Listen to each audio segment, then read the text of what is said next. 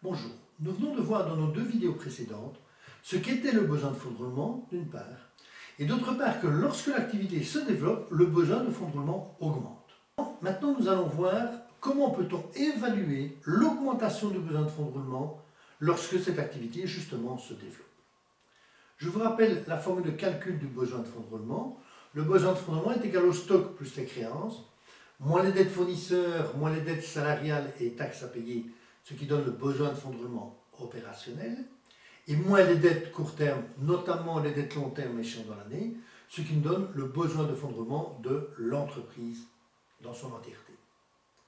Partons maintenant du bilan d'une société qui a des stocks de 1000, des créances clients de 1200, qui a des dettes fournisseurs de 400 et des salaires et taxes à payer de 300.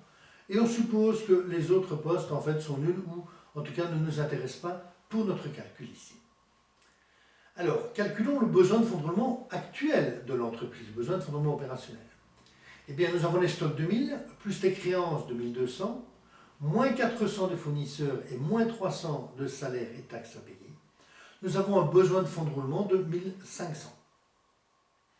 Supposons maintenant que la trésorerie est normale, que la direction prévoit une augmentation de l'activité qui va doubler dans un délai, par exemple, de 2 ans.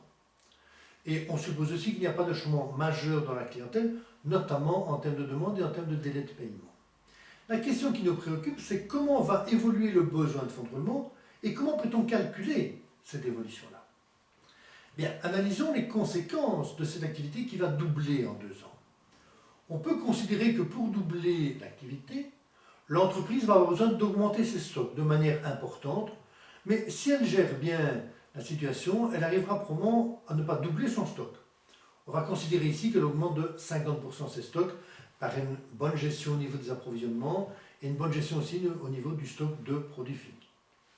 Par contre, au niveau des créances clients, comme elle vend 2 fois plus, elle aura 2 fois plus de créances. Au niveau des dettes fournisseurs, si elle vend 2 fois plus, elle produit 2 fois plus, elle va acheter 2 fois plus de matières premières. Donc les dettes fournisseurs vont doubler également. Et au niveau des dettes salariales et des taxes à payer, on peut considérer globalement que nous allons avoir aussi, à peu de choses près, un doublement de ce poste-là. Ce qui veut dire que notre bilan devient ce que nous avons ici, c'est-à-dire les stocks de 1000, on va rajouter 50%, on va rajouter 500. Les créances clients de 1200, on va rajouter le même montant, 1200. Et du côté du passif, nous aurons les dettes fournisseurs de 400 auxquelles nous rajoutons le même montant, 400. Et les dettes de salaire et taxes à payer, 300, auxquelles nous rajouterons le même montant. Donc, nous avons le bilan avec des stocks maintenant de 1500, des créances clients de 2400, et du côté passif, 800 en dettes fournisseurs, 600 en dettes salaire et taxes à payer. Quel est notre besoin de fonds de roulement maintenant après le doublement d'activité? Stock plus créances, 1500 plus 2400, moins fournisseurs et salaires et taxes à payer, moins 800, moins 600. Nous avons maintenant un besoin de fonds de roulement de 2500. Autrement dit, nous avions 1500 avant le développement de l'activité. Nous avons 2500 maintenant. Nous avons donc besoin de 1000 en plus qu'auparavant pour financer le fonds de roulement. Autrement dit, le besoin de fonds de roulement a augmenté de 1000. Voilà. C'est donc comme ça que l'on peut évaluer l'augmentation du besoin de fonds de roulement en fonction de prévisions du développement de notre activité.